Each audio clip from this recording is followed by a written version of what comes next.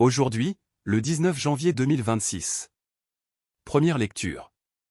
L'obéissance vaut mieux que le sacrifice, le Seigneur t'a rejeté, tu ne seras plus roi. Lecture du premier livre de Samuel. En ces jours-là, Samuel dit à Saül: Assez.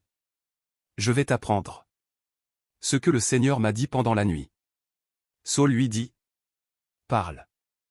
Alors Samuel déclara: Toi qui reconnaissais ta petitesse, n'es-tu pas devenu le chef des tribus d'Israël? Puisque le Seigneur t'a donné l'onction comme roi sur Israël, il t'a envoyé en campagne et t'a donné cet ordre. Va, et voue à l'anathème ces impies Amalécites. Fais-leur la guerre jusqu'à l'extermination. Pourquoi n'as-tu pas obéi à la voix du Seigneur? Pourquoi t'es-tu jeté sur le butin? Pourquoi as-tu fait ce qui est mal aux yeux du Seigneur? Saül répondit à Samuel: Mais j'ai obéi à la voix du Seigneur. Je suis allé là où il m'envoyait. J'ai ramené Agag, roi d'Amalek. Et j'ai voué Amalek à l'anathème. Dans le butin, le peuple a choisi le meilleur de ceux qui étaient voués à l'anathème, petit et gros bétail, pour l'offrir en sacrifice au Seigneur ton Dieu, à Gilgal. Samuel répliqua: Le Seigneur aime-t-il les holocaustes et les sacrifices autant que l'obéissance à sa parole? Oui, l'obéissance vaut mieux que le sacrifice. La docilité vaut mieux que la graisse des béliers. La révolte est un péché comme la divination. La rébellion est une faute comme la consultation des idoles. Parce que tu as rejeté la parole du Seigneur. Lui aussi t'a rejeté, tu ne seras plus roi. Parole du Seigneur. Nous rendons grâce à Dieu. Psaume. À celui qui veille sur sa conduite. Je ferai voir le salut de Dieu. Écoute, mon peuple, je parle.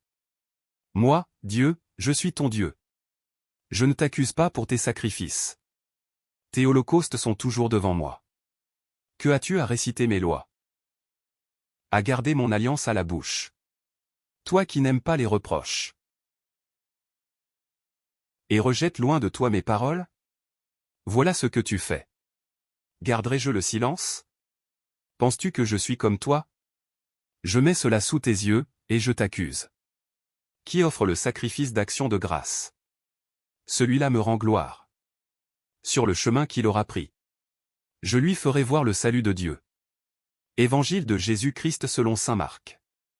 En ce temps-là, comme les disciples de Jean le Baptiste et les pharisiens jeûnaient, on vint demander à Jésus: Pourquoi, alors que les disciples de Jean et les disciples des pharisiens jeûnent, tes disciples ne jeûnent-ils pas? Jésus leur dit: Les invités de la noce pourraient-ils jeûner pendant que l'époux est avec eux? Tant qu'ils ont l'époux avec eux, ils ne peuvent pas jeûner. Mais des jours viendront où l'époux leur sera enlevé. Alors, ce jour-là, ils jeûneront. Personne ne raccommode un vieux vêtement avec une pièce d'étoffe neuve. Autrement, le morceau neuf ajouté tire sur le vieux tissu, et la déchirure s'agrandit. Ou encore, personne ne met du vin nouveau dans de vieilles outres. Car alors, le vin fera éclater les outres. Et l'on perd à la fois le vin et les outres. À vin nouveau, outre neuve. Acclamons la parole de Dieu.